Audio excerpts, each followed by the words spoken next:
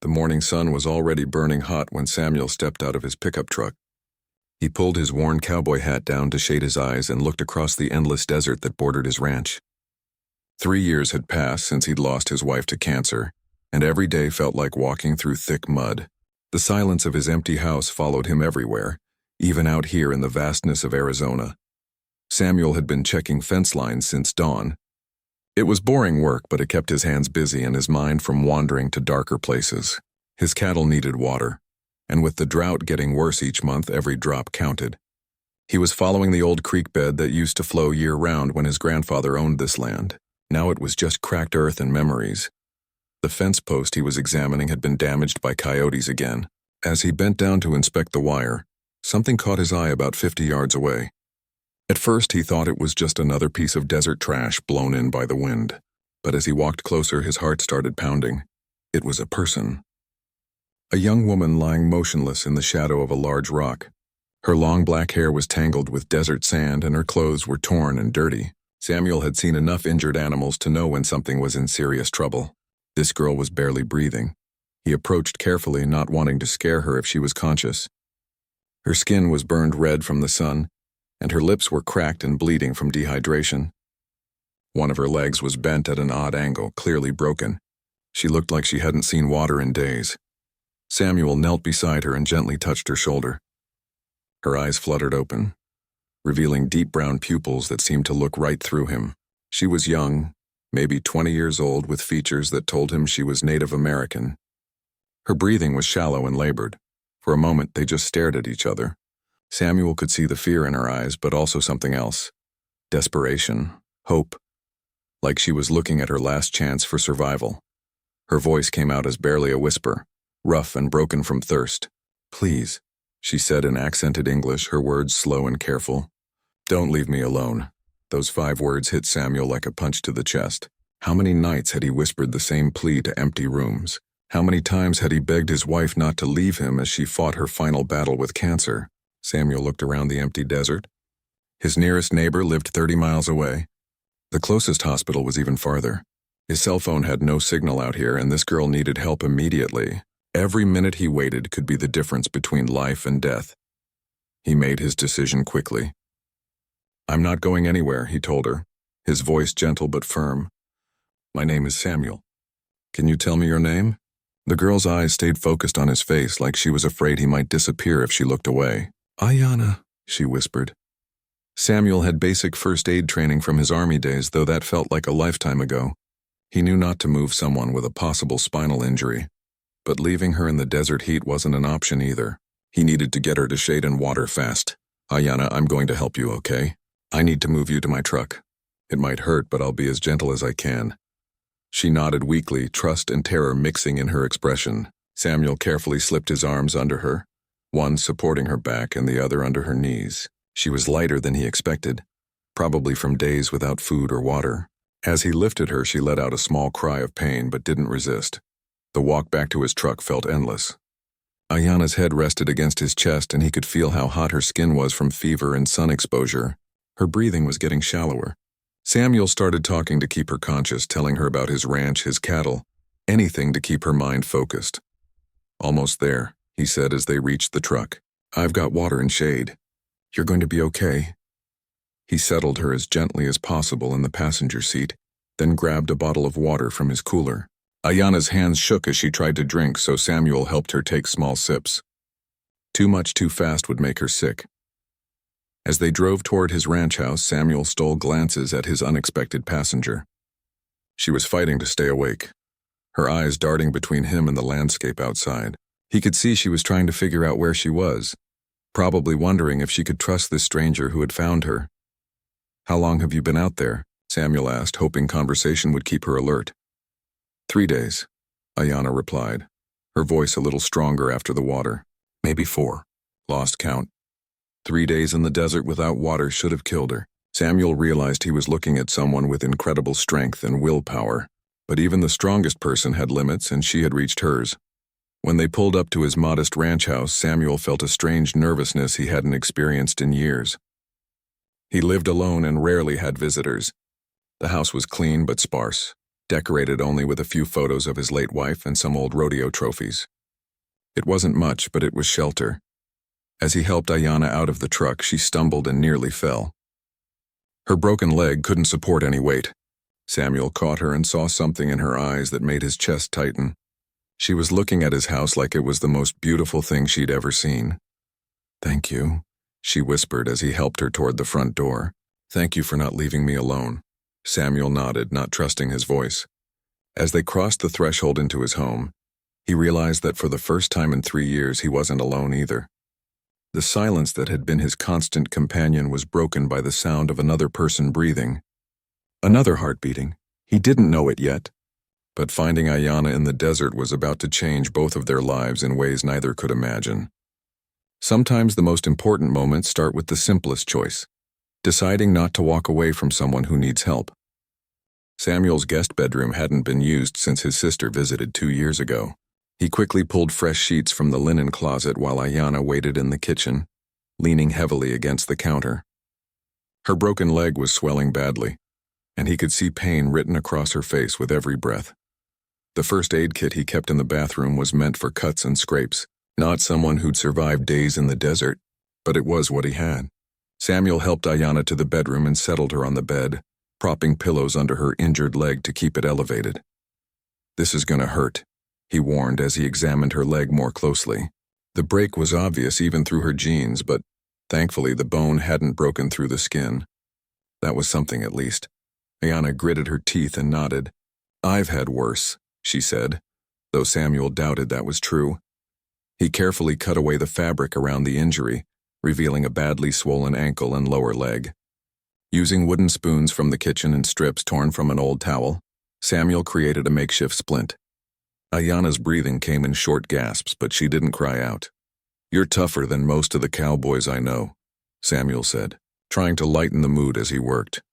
"My grandmother always said pain is just weakness leaving the body," Ayanna replied with a weak smile, "though I think I've lost enough weakness for one lifetime."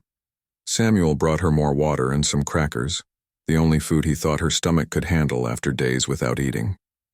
As she ate slowly, he noticed her looking around the room with curious eyes. Her gaze lingered on a photo of Samuel and his wife at their wedding. "She was beautiful," Ayanna said softly.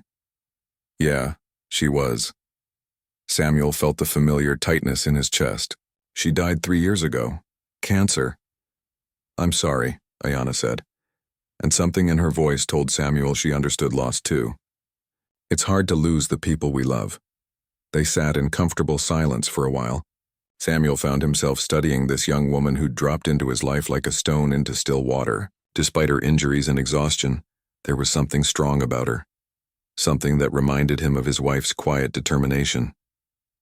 "We should get you to a hospital," Samuel finally said. "That leg needs proper medical attention and you should be checked for internal injuries." The change in Ayanna's expression was immediate and dramatic. Fear flashed across her face and she struggled to sit up straighter despite the pain. "No," she said firmly. "No hospitals, please." Samuel was confused. "Ayanna, you need medical care. I've done what I can, but I'm not a doctor." "I can't go to a hospital," she repeated, her voice growing stronger with determination. "They don't understand our ways. They won't listen to me. What do you mean?" Ayanna looked down at her hands, choosing her words carefully. 5 years ago, my grandfather got sick. Diabetes, but bad. The family wanted to try traditional healing first, but the doctors said we were being stupid and superstitious. They took him to the hospital against his will. Samuel waited, sensing there was more to the story. "He died there," Ayanna continued, her voice barely above a whisper. "Alone. None of us were allowed to perform the proper ceremonies." He was so scared and confused. He kept asking for his medicine bundle, but they wouldn't let us bring it. They said it was unsanitary. Samuel began to understand. He'd heard stories about the complicated relationship between Native American communities and mainstream medical institutions. Decades of broken promises and cultural misunderstanding had created deep wounds. "Ayanna, this is different," he said gently. "You're badly hurt. If you have internal bleeding or infection, then I'll deal with it the way my people have for thousands of years," she interrupted. "My grandmother taught me about healing. Desert plants, traditional medicine. I know my body," Samuel felt torn. His practical side said she needed professional medical care immediately.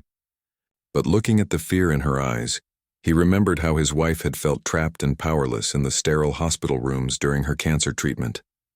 How many times had she begged to come home, to die with dignity and familiar surroundings? "What if we compromise?" Samuel suggested. "Let me call a friend of mine, Dr. Rodriguez. He works at the clinic in town, but he's different.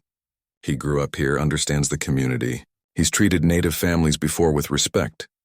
Ayana considered this, her dark eyes searching Samuel's face. "You trust him?" "With my life," Samuel said honestly. "He took care of my wife during her last months. Never pushed, never judged, just helped." After a long moment, Ayana nodded slowly. "Okay, but here, not at the clinic. And if I say no to something, he has to respect that." Samuel agreed and made the call. Dr. Rodriguez was a man in his 50s who'd been serving the rural community for over 20 years. He asked few questions and promised to be there within the hour, bringing portable equipment. While they waited, Samuel learned more about Ayana's story. She'd been traveling with her aunt and cousin to a cultural gathering 3 days away. Their old truck had broken down during a sudden sandstorm that came out of nowhere. In the confusion and blowing dust, Ayana had gotten separated while looking for help. "I tried to follow the road back, but everything looked the same," she explained. "Then I fell into a wash and hurt my leg. After that, I just kept walking, hoping to find water or people." Samuel marveled at her survival instinct. Most people would have given up after the first day. When Dr. Rodriguez arrived, he greeted Ayana in Spanish, then switched to the few words of Navajo he knew. It was a small gesture, but Samuel saw Ayana relax slightly. The doctor examined her leg, took her blood pressure, and checked for signs of concussion, all while explaining everything he was doing and asking permission before each step. "The leg needs to be set properly," Dr. Rodriguez finally said. "But the good news is it's a clean break. With proper care, it should heal well. The dehydration is serious but manageable. You're a fighter, young lady." Ayana looked at Samuel, then back at the doctor. "Can you set it here?" "I don't want to go anywhere." Dr. Rodriguez nodded. "I can do that. Samuel, I'll need your help." The next hour was difficult. Setting the bone required causing Ayana more pain, but she bore it with the same quiet strength she'd shown since Samuel found her. When it was over, her leg was properly splinted and she had IV fluids to help with the dehydration. "Rest is the most important thing now," Dr. Rodriguez told her as he packed up his equipment. "And time. Bones heal, but they need patience." After the doctor left, Samuel sat in the chair beside Ayana's bed. The afternoon sun was streaming through the window, and for the first time in days, she looked peaceful.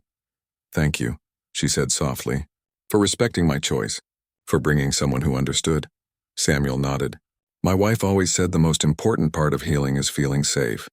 If you don't feel safe, your body can't do its job." Ayana smiled for the first time since he'd found her. It transformed her entire face, making her look younger and lighter despite everything she'd been through.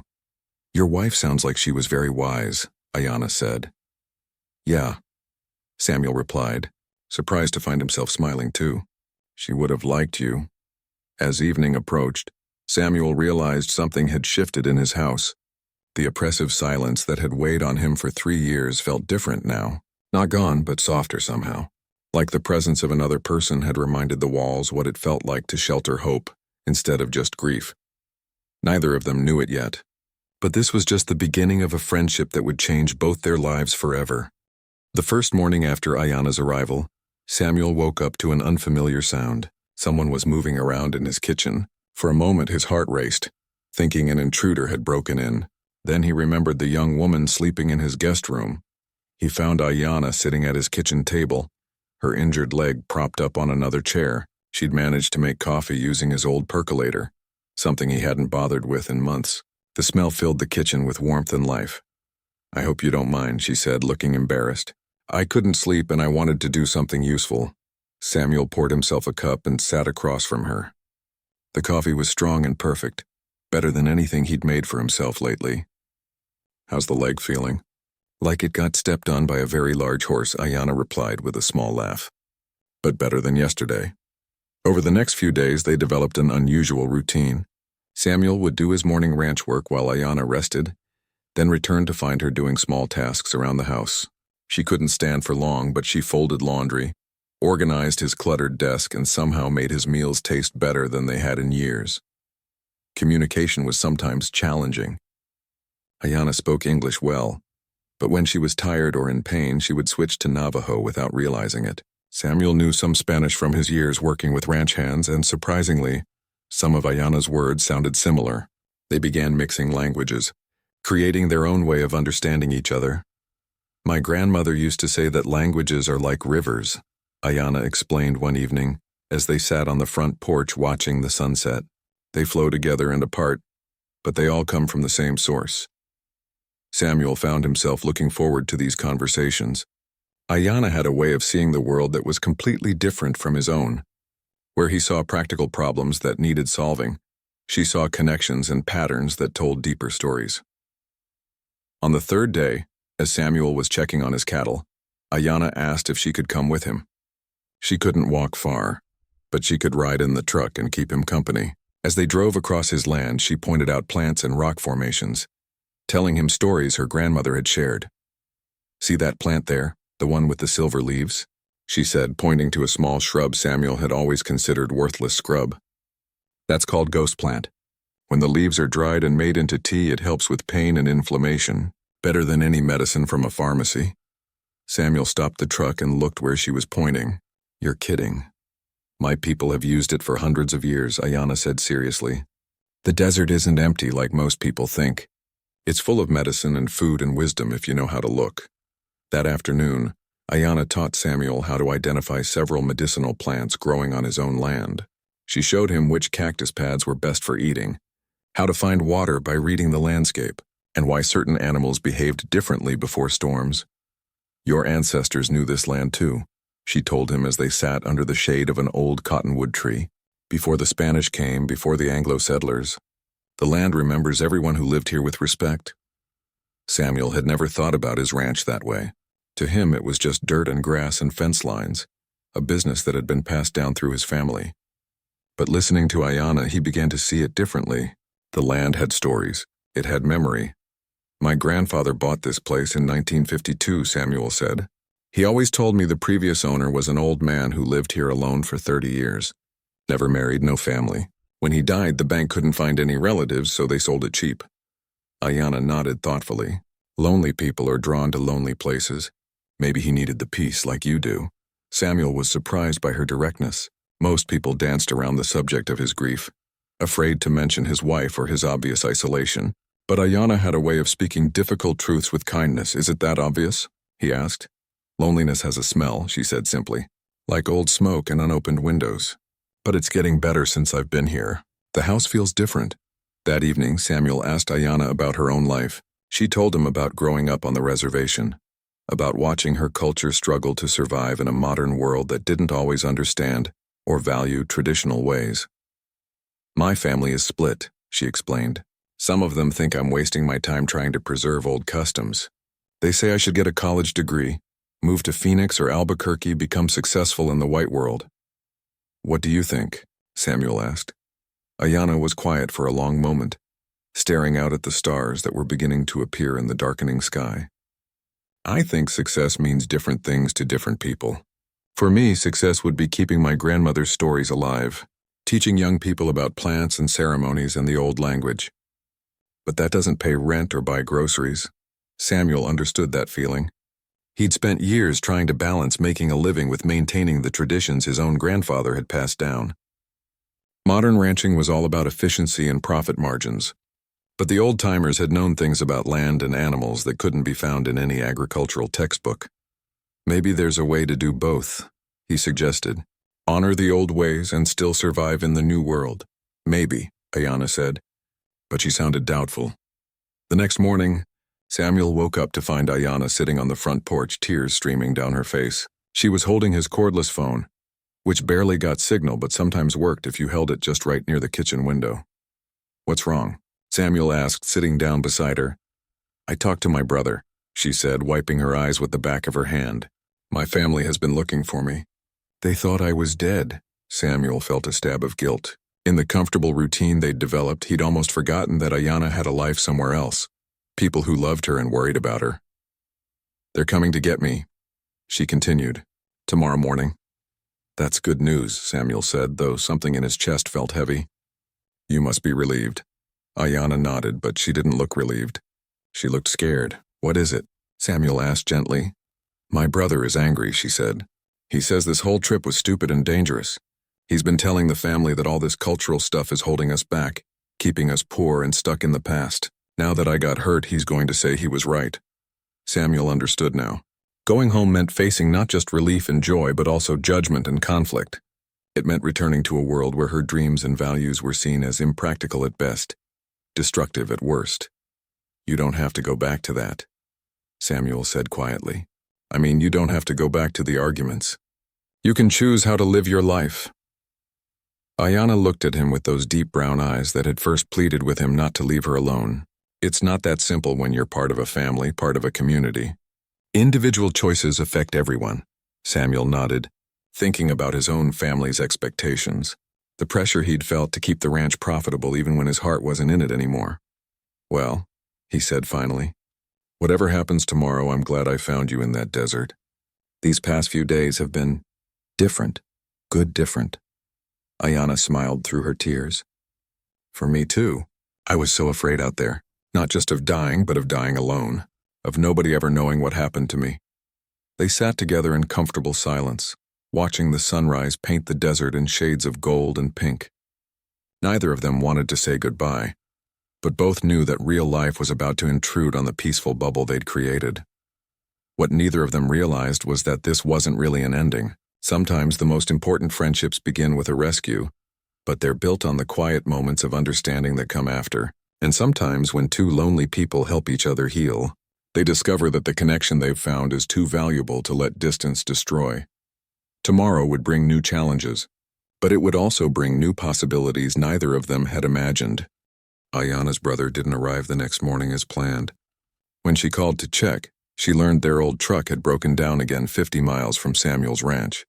It would take at least 2 more days to get parts and make repairs. Samuel watched Ayanna's face as she hung up the phone, seeing relief mixed with worry. 2 more days, she said, looking at him uncertainly. If that's okay with you? Of course it's okay, Samuel replied, surprised by how happy the news made him. This is your home as long as you need it to be. The extra time felt like a gift. With less pressure about her imminent departure, Ayanna seemed more relaxed. Her leg was healing well enough that she could move around with a makeshift crutch Samuel had carved from a piece of oak. She insisted on being more helpful around the ranch despite his protests. Sitting still makes me crazy, she explained as she struggled to her feet one morning. My grandmother always said idle hands invite trouble into the heart. Samuel was checking water levels in his cattle tanks when Ayanna hobbled out to join him. The drought had been brutal this year, and several of his usual water sources had completely dried up. He was spending a fortune trucking in water, but his cattle needed it to survive. This is bad, Ayanna said, looking at the cracked earth around what used to be a reliable spring. How long has it been dry? About 6 months, Samuel replied, kicking at the hardpan soil. My grandfather always said this spring never failed, but climate change is making everything unpredictable. Ayanna studied the landscape with the intense focus Samuel had come to recognize. She wasn't just looking at the surface. She was reading the land like a story written in rocks and plants and animal tracks. Can you drive me up to that ridge? She asked, pointing to a rocky outcrop about a mile away. I want to see the whole area from above. Samuel was curious about what she was thinking, so he helped her into the truck and drove to the spot she'd indicated. The view from the ridge showed his entire ranch spread out below them, brown and struggling in the heat. Ayanna was quiet for a long time, turning slowly in a circle to take in the full panorama. Finally, she pointed to a depression in the land about half a mile from his house. There, she said confidently. That's where you'll find water. Samuel squinted at the spot she was indicating. It looked no different from anywhere else on his property. Just scrub brush and rocky soil. What makes you think that? The way the land slopes, Ayanna explained, settling back against the truck with her injured leg stretched out. And look at the plants. See how they're slightly greener in that area? Even in drought, they're getting moisture from somewhere. Samuel had to admit the vegetation did look a little healthier in that depression, though he'd never noticed it before. My great-grandfather was a water finder, Ayanna continued. Not with magic or anything like that, Just knowledge passed down through generations about how water moves underground, where it collects, how the earth holds on to it. And you learned this from him? From my grandmother, who learned from him, Ayana said. She used to take me walking when I was little, teaching me to read the signs. Most people see empty desert. We see a map of hidden rivers. That afternoon, despite Samuel's skepticism, they drove to the area Ayana had identified. She had him park the truck and helped her walk in expanding circles around the depression, examining plants and soil with careful attention. Here, she said finally, stopping near a cluster of desert willows that did indeed look more robust than others Samuel had seen. If you dig here, you'll find water within 20 feet. Samuel looked at the spot doubtfully. Ayana, I appreciate what you're trying to do, but I can't afford to dig a well based on what? Native superstition? Her voice was sharp, and Samuel realized he'd offended her. That's not what I meant, he said quickly. It's just that well drilling is expensive, and if we don't hit water... Ayana's expression softened. I understand. But what if we don't drill a full well? What if we just dig down by hand 10 or 15 feet, see what we find? The idea was crazy, but something in Ayana's certainty made Samuel consider it. What did he have to lose besides a day's work and some sweat? Okay, he said finally. But if we don't find anything, you have to admit that sometimes desert plants are just tougher than others. Ayana grinned. Deal. But when we find water, you have to admit that traditional knowledge is worth something. They spent the next 2 days digging. Samuel did most of the heavy work while Ayana sat nearby, directing and encouraging. She told him stories about her ancestors while he shoveled, tales of survival and wisdom that had been passed down for centuries. Your people have stories too, she said as Samuel wiped sweat from his forehead. Every family that survives in hard country develops knowledge. Your grandfather knew things about this land that books can't teach. Samuel thought about that as he dug. His grandfather had indeed known things. Which fields flooded first during storms where rattlesnakes like to den, how to predict weather by watching the behavior of his horses. Samuel had dismissed much of that knowledge as old-fashioned folklore. But maybe he'd been wrong. On the second day, when Samuel's shovel was about 12 feet down, he hit something different. Instead of hard-packed clay, the soil became muddy and soft. Then suddenly, clear water began seeping into the bottom of the hole. I'll be damned, Samuel whispered, staring at the growing puddle. Ayana's laugh was full of joy and triumph. The land remembers where the water flows, even when the surface is dry. You just have to know how to listen. That evening, as they sat on the porch celebrating their success, Samuel felt something shift in his understanding of his own property. He'd been thinking of it as just dirt and grass, but maybe it was more complex than that. Maybe there were layers of knowledge and memory that he'd been ignoring. Tell me more about your grandmother, he said. What other things did she teach you? Ayana's eyes lit up. For the next hour, she shared stories about plant medicine, about reading weather patterns, about the old ceremonies that connected people to the land and to each other. Samuel found himself fascinated by the depth and complexity of traditional knowledge systems he'd never really considered. My family thinks this stuff is useless in the modern world, Ayana said sadly. They want me to go to college, get a business degree, move to a city where I can make real money. What do you want? Samuel asked. I want to be a bridge, Ayana said without hesitation. I want to show people that traditional knowledge and modern life don't have to be enemies. There are things my ancestors knew that could help solve problems we're facing today. Drought, soil erosion, sustainable farming. But nobody listens because they think it's primitive. Samuel nodded slowly. He was beginning to understand Ayana's frustration. Her knowledge had just solved a problem that had been costing him thousands of dollars, but most people would dismiss it as luck or coincidence. What if you could teach people, he suggested. Not just native people, but ranchers and farmers who are struggling with the same problems I've been having. Ayana looked at him with surprise. You think people would be interested? I think people are desperate, Samuel said honestly. Climate change is making everything harder. Traditional farming methods aren't working like they used to. Maybe it's time to remember some older ways of doing things. The next morning, Ayana's brother called to say he was finally on his way. The truck was fixed and they'd be there by afternoon. As Samuel listened to Ayana's side of the conversation, he could hear the tension creeping back into her voice. After she hung up, they sat in silence for a while. The easy companionship of the past few days felt fragile now, threatened by the approaching return to real life. I don't want this to end, Ayanna said quietly. These have been the best days I've had in a long time. Samuel felt the same way, but he didn't know how to say it without sounding like he was trying to keep her from her family. It doesn't have to end, he said finally. Friendship doesn't have geography. Ayanna smiled, but it was sad around the edges. My family won't understand. They'll think I'm being foolish, getting attached to impossible dreams. What dreams? Samuel asked. The dream of being a bridge, she said. The dream of having a place where traditional knowledge is valued and preserved. The dream of teaching people that there are other ways to live on the land. Samuel looked out at his ranch, seeing it through Ayanna's eyes. What if it could be more than just a cattle operation? What if it could be a place where different ways of knowing came together? It was a crazy idea, but then again, so was digging for water based on the color of desert plants, and that had worked out pretty well.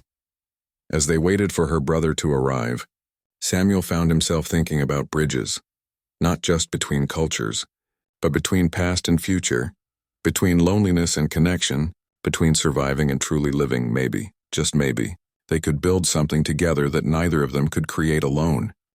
The dust cloud appeared on the horizon just after lunch, growing larger as it approached Samuel's ranch. Ayanna had been watching from the porch for over an hour, her nervousness increasing with each passing minute. Samuel could see the tension in her shoulders, the way she gripped her makeshift crutch a little too tightly. They're here, she said quietly as an old pickup truck pulled into the yard, followed by a newer sedan. 3 people got out of the vehicles. The first was clearly Ayanna's brother. They had the same dark hair and strong features, though his was pulled back in a neat ponytail, and he wore pressed jeans and a button-down shirt. Behind him came an older man with gray braids and traditional turquoise jewelry, and a middle-aged woman who looked like she might be Ayanna's aunt. Samuel stood beside Ayanna as her family approached the porch. Her brother's eyes were hard as they swept over Samuel's ranch, taking in the modest house and dusty yard. When his gaze landed on Samuel, there was suspicion and barely controlled anger. Joseph, Ayanna said, her voice carefully neutral. Thank you for coming. Joseph climbed the porch steps and pulled his sister into a fierce hug, but Samuel could see the tension in both of them. We thought you were dead, Joseph said, his voice thick with emotion. Do you have any idea what the family has been going through? I'm sorry, Ayanna replied. I didn't want anyone to worry. The older man stepped forward and spoke in Navajo, his voice gentle but serious. Ayanna responded in the same language, and Samuel could see some of the tension leave her shoulders. This must be the tribal elder Joseph had mentioned. This is my uncle, Thomas Begay, Ayanna said, switching back to English and including Samuel in the conversation, and my aunt Rita. Everyone, this is Samuel Martinez. He saved my life. Samuel stepped forward and extended his hand. I'm glad to meet you all. I just wish it was under better circumstances.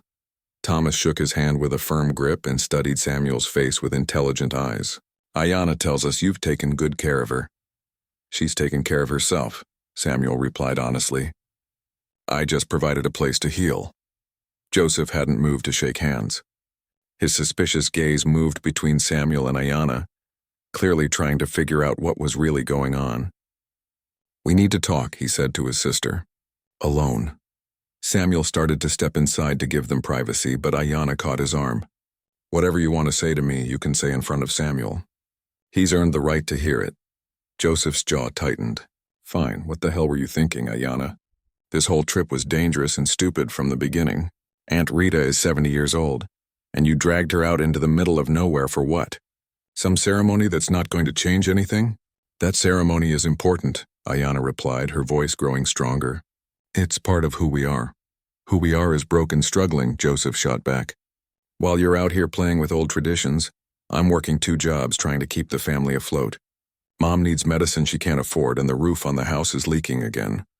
Samuel could see the pain in Ayanna's eyes. Her brother's words were hitting their mark because they contained truth. Her family was struggling, and her absence had put additional burden on everyone else. Thomas spoke again in Navajo, his tone firm but respectful. Joseph responded heatedly, and Samuel could tell an argument was brewing even though he couldn't understand the words. English, please, Ayanna said tiredly, out of respect for our host.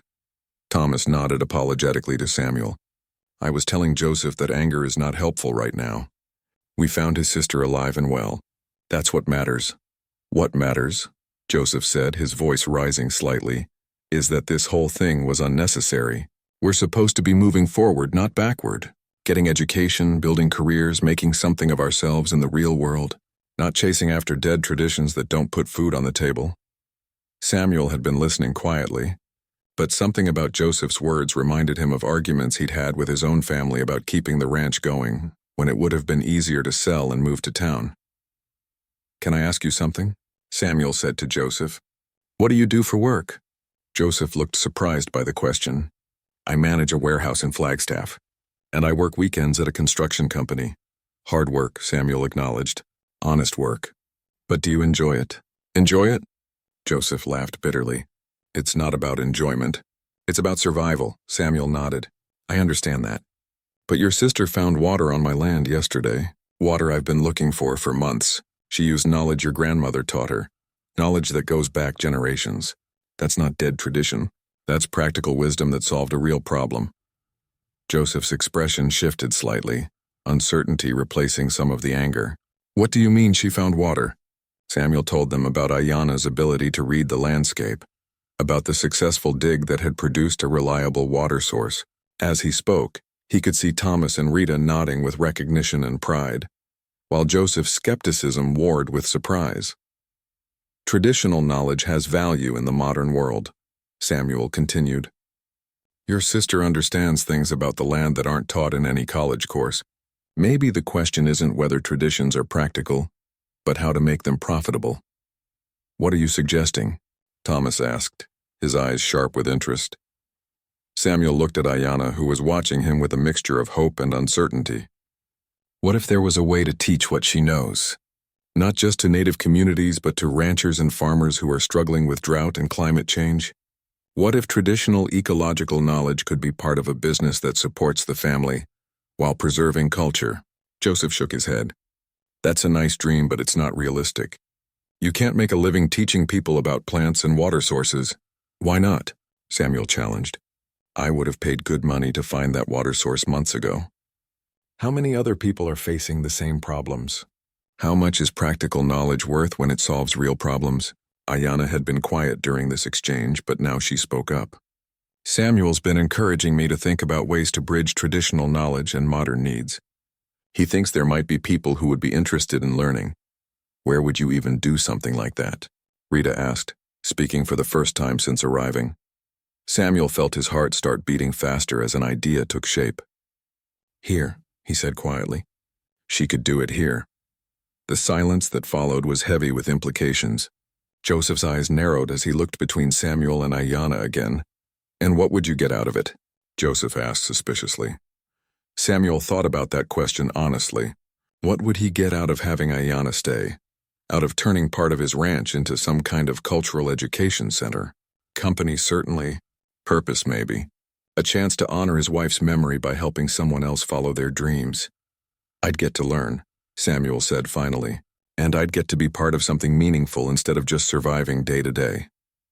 Thomas studied Samuel for a long moment, then spoke to Ayanna in Navajo. She responded, and they had a brief conversation that seemed to be weighing possibilities and challenges. "My uncle wants to know if you're serious about this," Ayanna translated. "He says that traditional knowledge is sacred and shouldn't be shared lightly with outsiders." "I'm serious about helping Ayanna find a way to honor her culture while supporting herself and her family," Samuel replied. "As for sharing sacred knowledge, that would be her decision entirely. I'm just offering land and partnership, not trying to appropriate anything." Joseph still looked skeptical, but some of his hostility had faded. Even if this crazy idea could work, Ayanna's place is with her family. She has responsibilities at home. "Responsibilities like what?" Ayanna asked, her voice gaining strength. "Like watching you work yourself to death trying to support everyone? Like pretending I don't have skills and knowledge that could help? Like being there when the family needs you?" Joseph replied, but he sounded less certain than before. Thomas spoke again, this time addressing the whole group.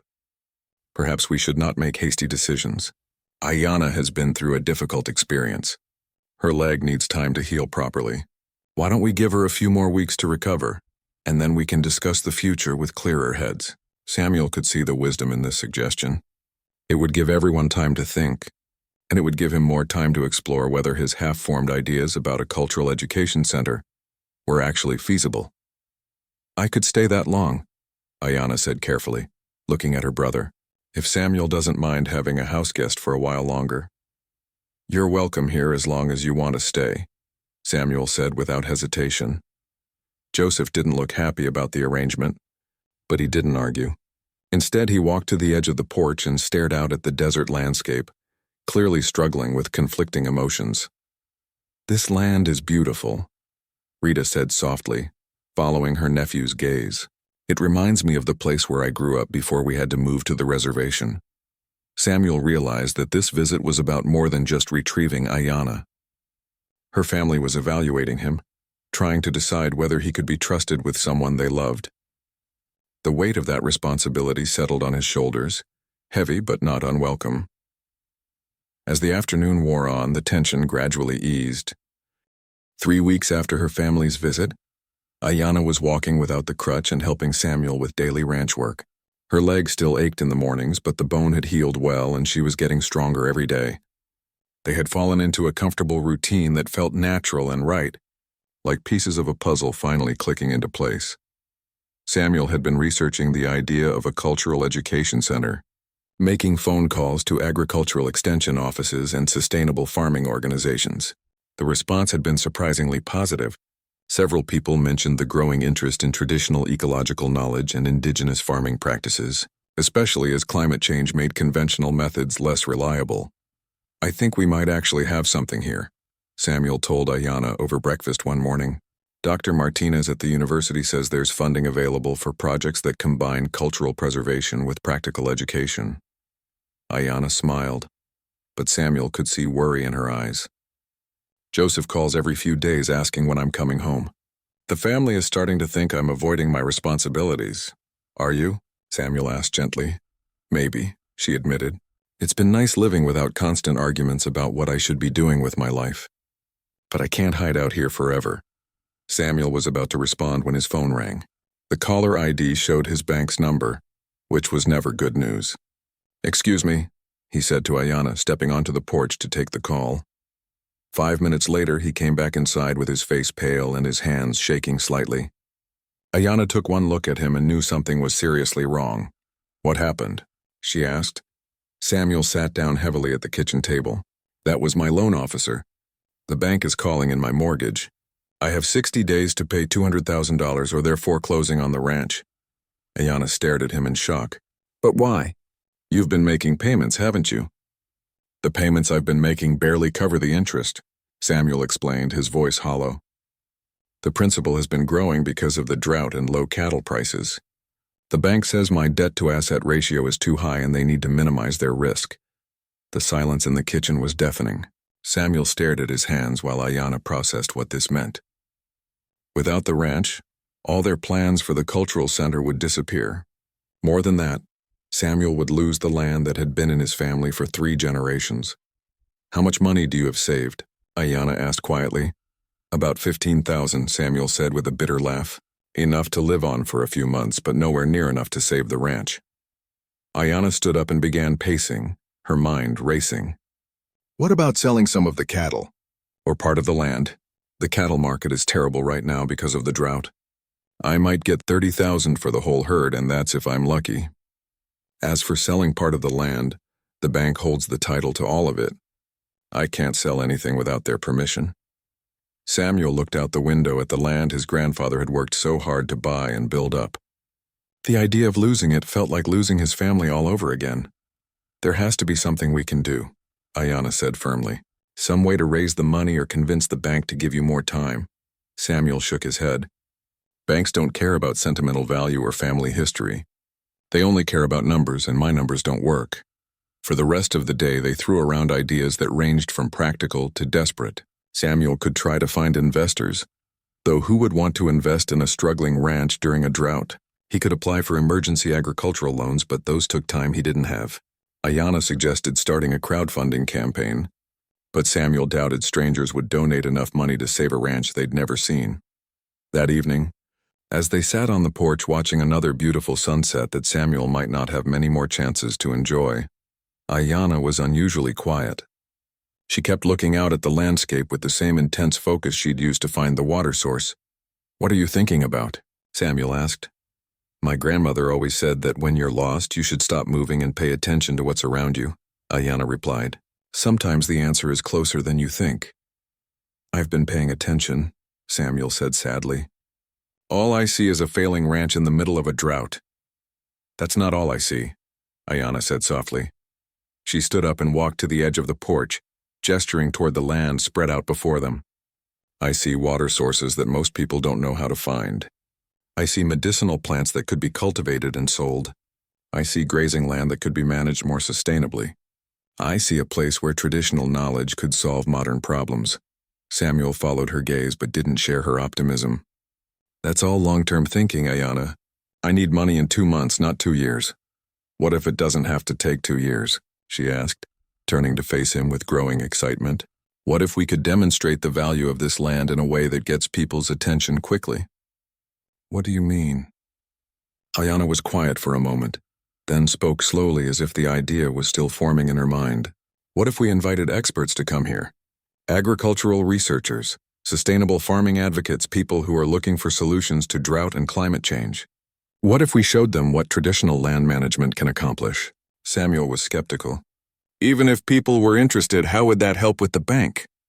"Maybe it wouldn't save the ranch directly," Ayanna admitted. "But it might create enough interest and publicity to attract investors or donors. Or maybe it would convince the bank that this land has more potential value than they realize." It was a long shot, but it was better than no shot at all. Samuel found himself thinking about the water source Ayanna had found, about the traditional knowledge that had solved a problem his modern methods couldn't handle. Maybe she was right that the land had more value than anyone realized. "How would we even organize something like that?" he asked. "I have contacts from my university days," Ayanna said, her excitement growing. "Professors who study traditional ecological knowledge, researchers who work on sustainable agriculture. Some of them might be interested in seeing practical applications of indigenous land management." Samuel felt a tiny spark of hope, quickly followed by doubt. "But what if it doesn't work? What if nobody comes, or they come but aren't impressed? Then we'll be in the same situation we're in now," Ayanna pointed out. "But at least we'll have tried something instead of just giving up." That night, Samuel lay awake thinking about the choice in front of him. He could spend the next 2 months looking for conventional solutions that probably wouldn't work, or he could take a chance on Ayanna's unconventional idea. Both paths were risky, but only one offered the possibility of not just saving the ranch but transforming it into something new and meaningful. The next morning, he found Ayanna in the kitchen making coffee and phone calls simultaneously. She had her laptop open and was taking notes while talking to someone about soil conservation and native plant restoration. "Dr. Chen is very interested," she told Samuel as she hung up. "She's been studying how indigenous land management techniques can help with drought resilience. She thinks she could bring a whole group of researchers here if we can organize it properly." Samuel poured himself coffee and sat down across from her. "Okay," he said quietly. "Let's try it." Ayanna's smile was brilliant. "Really? You're willing to take the chance?" "I'm willing to take the chance," Samuel confirmed. "But I have one condition. If this doesn't work, if we can't save the ranch, I want you to promise me you'll go back to your family. Don't let my failure drag you down with it." Ayanna reached across the table and took his hand. "If this doesn't work, we'll have tried something incredible together." "That's not failure, Samuel. That's courage." Over the next week, they threw themselves into planning what Ayanna called a traditional knowledge demonstration. She contacted researchers, extension agents, and sustainable agriculture advocates, while Samuel worked on logistics like housing and transportation for potential visitors. The response was better than either of them had dared to hope. Word spread through academic networks and agricultural organizations about a rancher in Arizona who was willing to demonstrate how traditional, indigenous knowledge could address modern land management challenges. Within 10 days, they had confirmed visits from 15 experts representing universities, government agencies, and environmental organizations. "I can't believe this is actually happening," Samuel said as they reviewed the list of confirmed attendees. "Believe it," Ayanna replied. "Sometimes when you honor the old ways of doing things, new possibilities open up." Samuel looked around his kitchen, which had become command central for their planning efforts. Maps and research papers covered every surface, and Ayana's laptop was perpetually open to email conversations with visitors and logistics coordinators. The house that had been silent for 3 years was now buzzing with purposeful energy.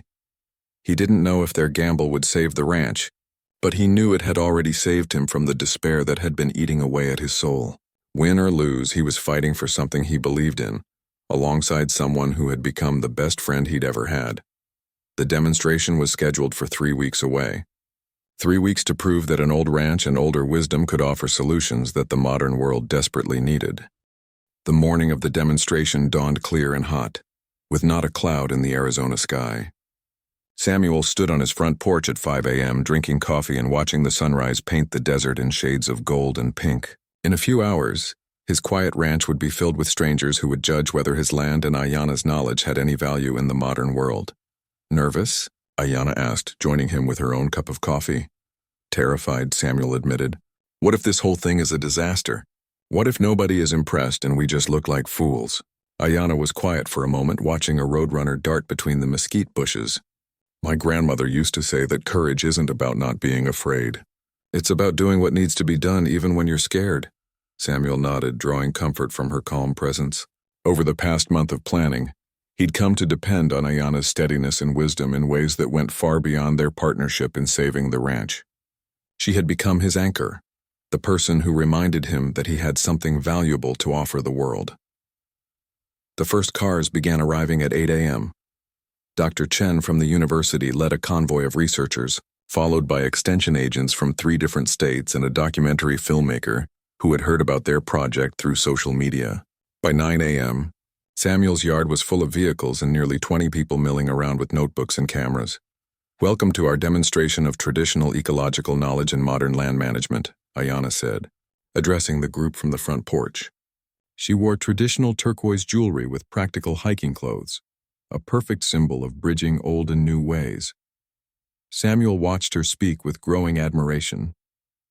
The shy, injured young woman he'd found in the desert had been replaced by a confident teacher who commanded respect from academics and experts. She explained the day's agenda, covering everything from water source identification to medicinal plant cultivation to sustainable grazing practices. The first stop was the water source they had found using traditional methods. Samuel led the group to the spot while Ayana explained how to read landscape indicators that most people missed. Conventional well drilling in this area costs anywhere from $15,000 to $50,000, Dr. Chen observed as she examined their simple hand-dug well. And success rates are often less than 50%. What you've accomplished here using traditional knowledge is remarkable. Several people took water samples and soil measurements, documenting the find for their research. Samuel felt a surge of pride watching experts treat Ayana's knowledge with the respect it deserved. The next demonstration focused on plant identification and cultivation. Ayana had prepared several plots showing how native medicinal plants could be grown sustainably, even during drought conditions. She explained the traditional uses of each plant while also discussing their potential commercial value. The market for natural remedies and traditional medicines is growing rapidly, noted Dr. Rodriguez, an ethnobotanist from New Mexico. If these plants could be cultivated reliably, there would definitely be buyers interested in purchasing them. As the morning progressed, Samuel began to see his land through new eyes. What had seemed like worthless desert scrub was actually a complex ecosystem full of valuable resources, if you knew how to recognize and use them properly. Ayana's knowledge transformed barren-looking landscape into a pharmacy, a food source, and a water collection system all in one. The afternoon session focused on sustainable grazing techniques that Ayana's ancestors had used to manage large herds without damaging fragile desert environments. She showed how rotating cattle through different areas based on seasonal plant cycles could actually improve soil health, rather than depleting it. This aligns perfectly with what we're learning about regenerative agriculture, said Tom Williams, a rancher from Colorado who had driven down specifically for the demonstration. I've been struggling with overgrazing issues on my own land. These techniques could be exactly what I need. As the day continued, Samuel noticed something unexpected happening. The visitors weren't just interested in documenting traditional knowledge for academic purposes. They were asking practical questions about implementation, about costs and timelines and scalability. Several people exchanged contact information with both Samuel and Ayanna, talking about potential partnerships and pilot projects. You know, Dr. Chen said during a break, there's a growing movement toward incorporating indigenous knowledge into mainstream agricultural practice. What you're doing here could be a model for similar projects in other regions. Samuel felt his heart racing. This was better than he had dared to hope. Not only were people impressed with the demonstration, they were seeing commercial and practical applications that could potentially make the ranch financially viable. The culmination of the day came when Ayanna led the group through a traditional ceremony to honor the land and the knowledge they had shared. She explained that in her culture, sharing sacred knowledge came with responsibilities to use it respectfully and sustainably. Knowledge isn't just information, she told the gathered experts as they stood in a circle near the water source they had found. It's a relationship between people and the land that has been maintained for thousands of years. When we share this knowledge with you, we're trusting you to honor that relationship. Samuel watched the faces of the visitors during the ceremony. Most of them were scientists and researchers, people who dealt in facts and data rather than spiritual traditions. But something about Ayanna's words and the beauty of the desert landscape seemed to touch them deeply.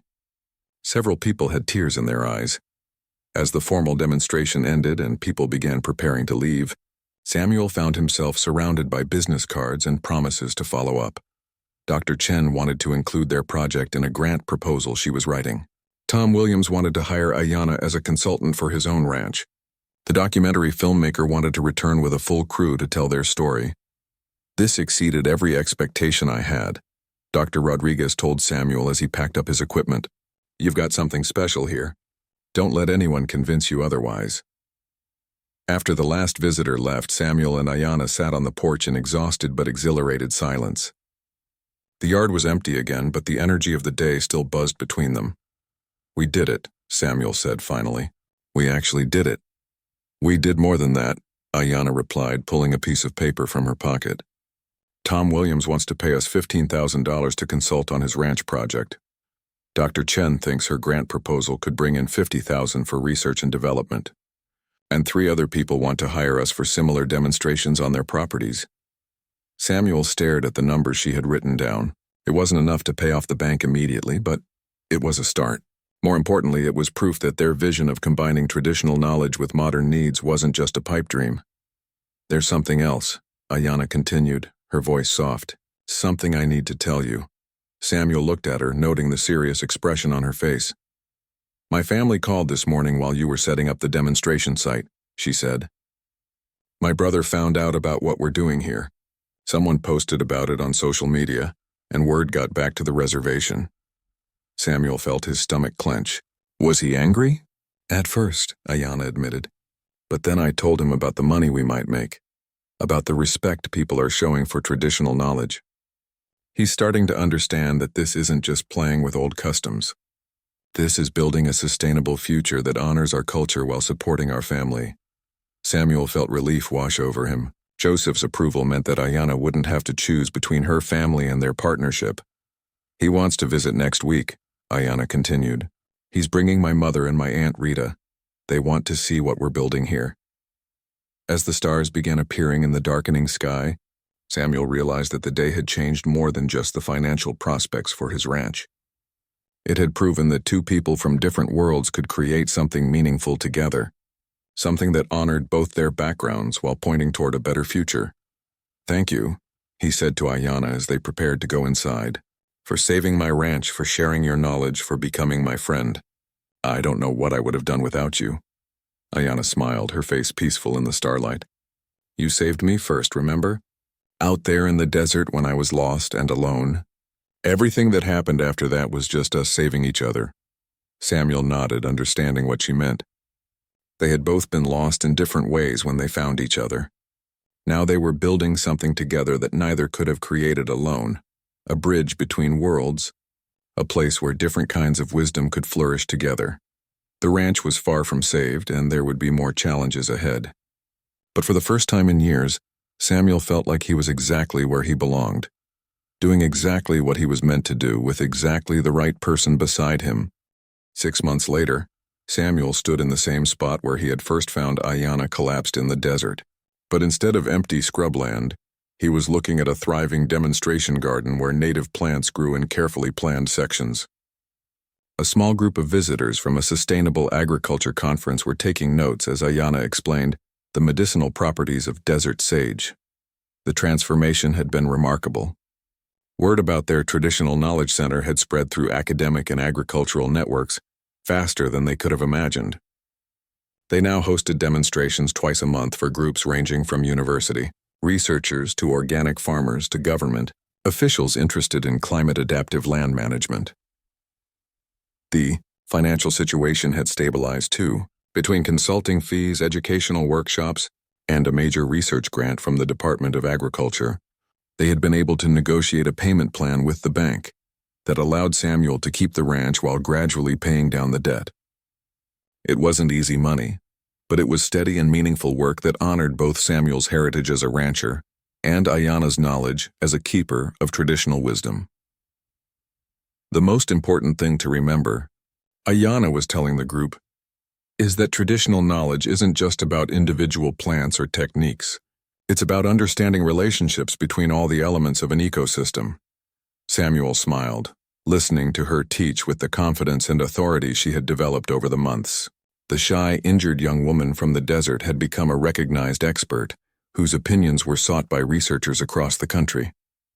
But more than that, she had found a way to honor her grandmother's teachings while supporting her family and building a sustainable future. The visitors finished their tour and headed to their cars, chattering excitedly about what they had learned. Samuel and Ayanna waved goodbye from the porch, then settled into the rocking chairs they had added when it became clear that evening conversations had become an essential part of their routine. "Good group today," Samuel observed. That woman from the organic farming cooperative seemed especially interested in the medicinal plants project. "She wants to set up a partnership," Ayanna replied. "They'll buy whatever we can sustainably harvest, and they'll help us expand cultivation to other areas. It could be a significant income stream." Samuel nodded, still amazed by how their desperate gamble had grown into a thriving business. But the financial success, while important, wasn't what made him happiest about their partnership. It was the sense of purpose and connection that had replaced the loneliness that had defined his life for so many years. "Joseph called this afternoon," Ayanna said, settling back in her chair. "The family is doing well. Mom's medical bills are caught up and they fixed the roof on the house. He's even talking about taking some business classes so he can help manage the administrative side of what we're doing here." The relationship with Ayanna's family had improved dramatically as the success of their project became undeniable. Joseph had visited 3 times now, each time less skeptical and more impressed with what his sister had accomplished. On his last visit, he had apologized to both Samuel and Ayanna for his initial hostility. "I was scared," he had admitted. Scared that Ayanna was throwing away practical opportunities for impossible dreams. "I didn't understand that she was actually building something bigger and more sustainable than anything I had imagined." The family reconciliation had been one of the most rewarding aspects of the entire experience. Ayanna's mother and aunt now visited regularly, sometimes helping with workshops or simply enjoying the peaceful atmosphere of the ranch. They had become like family to Samuel, filling his house with laughter and stories and the kind of intergenerational wisdom that had been missing from his life. "There's something I've been thinking about," Ayanna said, interrupting his reflections. "Something I want to discuss with you." Samuel looked at her, noting the serious tone in her voice. "What is it?" "We've been so focused on the educational and consulting work that we haven't talked much about the long-term vision for this place," she said. "But I think we're ready to take the next step." "What kind of next step?" Ayanna stood up and walked to the edge of the porch, gesturing toward the land that had been transformed over the past months. "What if we created something permanent? A real institute for traditional ecological knowledge that could train people to do this work in other communities." Samuel felt his heart rate increase with excitement. The idea was ambitious, but after everything they had accomplished together, it no longer seemed impossible. "We'd need more land," he said, his mind already working through the practical details, "and buildings for classrooms and dormitories, Probably staff to help with administration and curriculum development. The university has been asking about establishing a satellite program here, Ayana said, turning back to face him. And Dr. Chen thinks she can get federal funding for an indigenous knowledge preservation initiative. We could be the pilot site for something that gets replicated across the country. Samuel stood up and joined her at the edge of the porch. 6 months ago, he had been a lonely man facing the loss of everything his family had built. Now he was contemplating expanding into something that could influence land management practices nationwide. Are you sure this is what you want? He asked. It would mean committing to staying here long term, building something that would take years to fully develop. Ayana smiled, the same smile that had transformed her face that first evening, when she thanked him for not leaving her alone. This is exactly what I want. This place, this work, this partnership we've built. It feels like home in a way nowhere else ever has. Samuel felt the truth of her words resonate in his own heart. The ranch had been his family's land for 3 generations, but it had never felt as much like home as it did now, with Ayana's presence bringing it to life in ways he couldn't have imagined.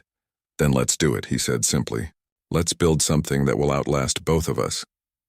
They spent the evening planning and dreaming, sketching ideas on napkins and imagining what their institute might look like in 5 or 10 years. They talked about student programs that would bring young people from tribal communities to learn traditional land management, alongside conventional agriculture students.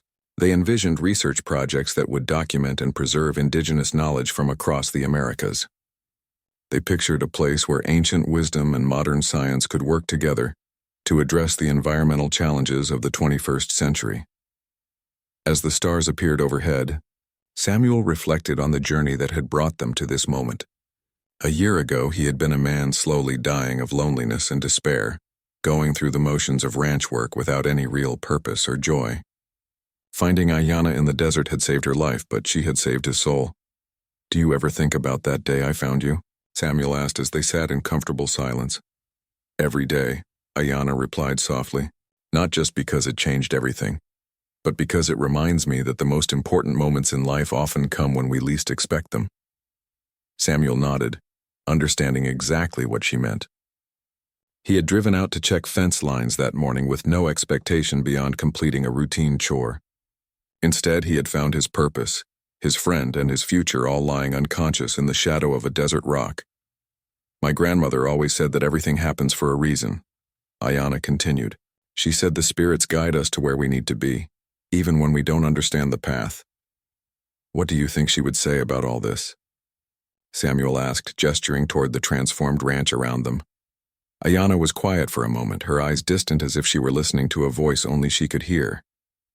I think she would say we honored the gift we were given.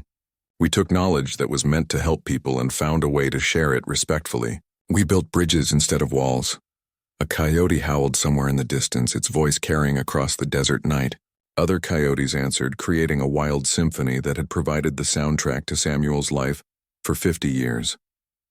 But tonight it sounded different. Not lonely, but connected. Part of a larger conversation that included all the life flourishing on the land they were working to heal and preserve. There's one more thing I want to tell you, Ayana said, her voice almost shy. Something I've never told anyone. Samuel waited, sensing that whatever she was about to share was important. When I was lying in that desert, dying of thirst and sure I was going to die alone, I made a promise, she said. I promised that if I survived, if someone found me, I would spend the rest of my life making sure other people didn't have to feel that abandoned and hopeless. Samuel felt his throat tighten with emotion. Is that why you've been so passionate about preserving traditional knowledge? So other communities don't lose their connection to the land and each other? Partly, Ayana said. But it's more than that. I think there are a lot of people in the world who feel lost and alone, even when they're surrounded by others. People who have forgotten that they belong to something larger than themselves. Traditional knowledge isn't just about plants and water sources. It's about remembering that we're all connected, to the land, to each other, to the wisdom of those who came before us.